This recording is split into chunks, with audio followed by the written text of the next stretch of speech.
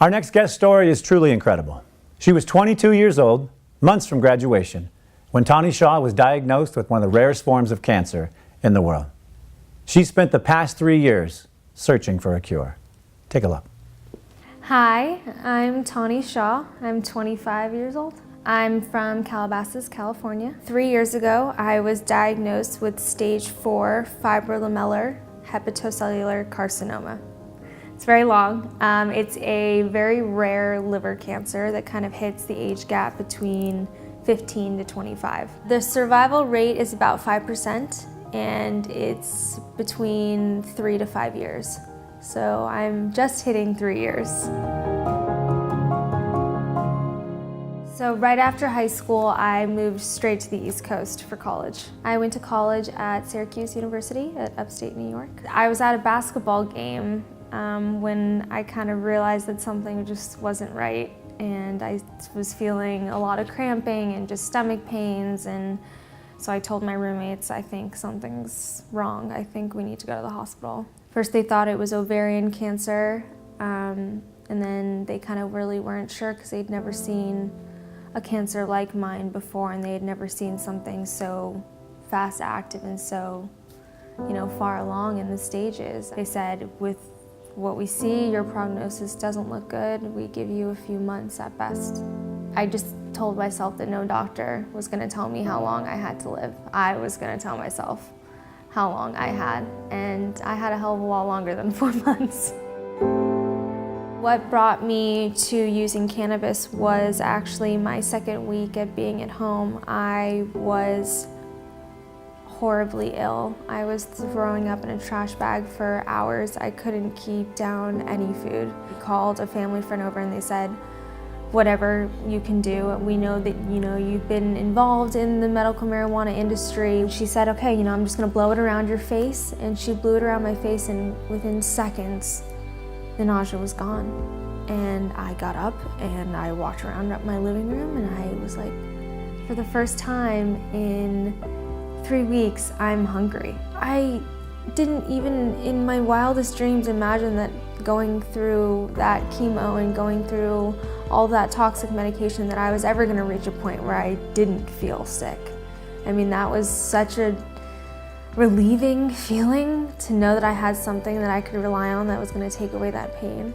From that day forward, it helped me with everything. It got my weight back on. It got my hair to grow back. I started seeing my tumors shrink. I started seeing my skin grow back. It was truly just bringing me back to life again.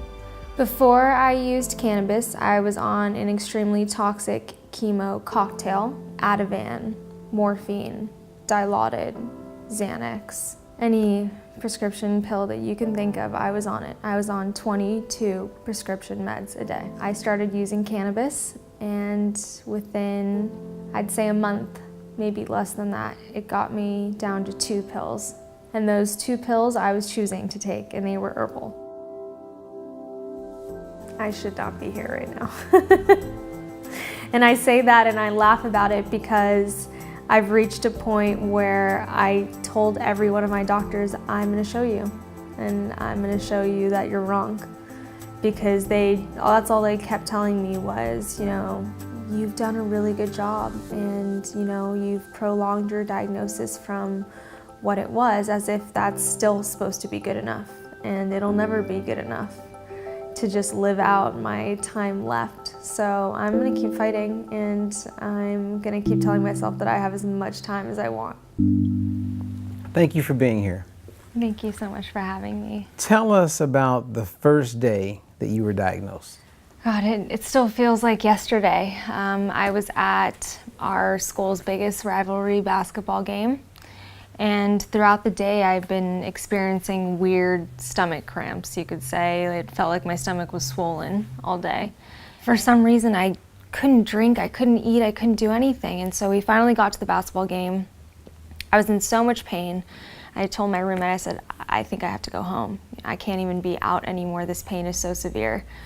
We went home. A few hours later, I got up in the middle of the night. I said, I can't even fall asleep with this pain. It's gotten so bad, I need to go to the hospital right now. They did testing and ultrasounds, and finally, realized that I had masses all over my stomach lining and my liver. And they called my parents and said, "You need to fly here right now." What was it like telling your parents? I think for all of us to hear that news at first was shocking and overwhelming, to say the least. You know, we were given a diagnosis and a prognosis of a few months at best. So when did you begin using cannabis as part of your treatment? Well, it was probably about 3 weeks into starting my chemo cocktail. I was profusely throwing up in a trash bag for hours, and my parents, were so desperate to find something that would help with the pain and the nausea and just the constant sickness I felt on a day-to-day. And we had a family friend who was, very knowledgeable about marijuana and what the benefits of it could do for me and what I was going through. And she came over, and that was the first day I tried it. And within seconds of having it just blown around my face, because at the time I was on an oxygen tank, so I couldn't ingest anything on my own, and she just blew it around my mouth. And just, I guess, ingesting it through my nose and what I could, it completely stopped the nausea. I stopped throwing up. It was magical for me to have something so relieving when I was feeling so sick. And from that day forward, I'd never stopped using it. And what was your family's reaction to your use of cannabis? Were they for it? They were completely supportive of anything that would relieve my pain, anything that helped me. My mom, knew about the benefits of it growing up. And I think my dad, was a little bit more old-fashioned. He didn't really know much about it. So for him, I think it was very mind-opening and very just an awakening experience for him, because he didn't know the benefits of what this could do. And from that point, I think they were both really on board with me using it and how it could help and just how they could get as much as they could for me. Do you believe that you'd be alive if you hadn't used cannabis? I don't. There's a huge, huge part of me that believes that so much of my success through the last 3 years, and from going from someone who was 89 pounds and practically on their deathbed, I felt the effects day by day of what it was doing to me, and it was truly bringing me back to life. Are you worried that your cannabis use might be a gateway to other drugs or problems? No, I've never in a million years even thought about using anything else. I mean, to be honest, if anything, it got me off of drugs. I mean, when I started on this journey, I was 22 pills a day, and that was prescription pills, and that was Ativan, morphine, Dilaudid, Xanax. I mean, those are things that you give people right before they die. They were drugging me, but I was honestly taking something now that was getting me off of those drugs. I went from the 22 pills to 2 herbal pills. And for me, it was like it was getting me off of drugs, so it was doing the opposite of a gateway to other things. Now, beautiful smile, awesome person. How has using cannabis affected your social life, and what is your social life like now? Well, being a cancer patient, having a social life is difficult only due to your day-to-day and how you feel. And a lot of days I get up and I have a ton of energy and I can work out, and I worked, for 8 months. So I had all that energy to get up and work 16-hour days. And then there's some days where it takes every ounce of energy in my being to get me out of bed in the morning. And on those days, I don't know if I speak to one human being the whole day. So my social life has definitely changed. I was a social butterfly. I was out every day, all day. And now I find a lot of the time is spent, with myself and just healing myself and just feeding my body whatever I need on that day. Has your doctor been influenced, or how have they received your success with cannabis? Well, my oncologist was incredibly shocked when we first got the results of my first scan showing shrinkage.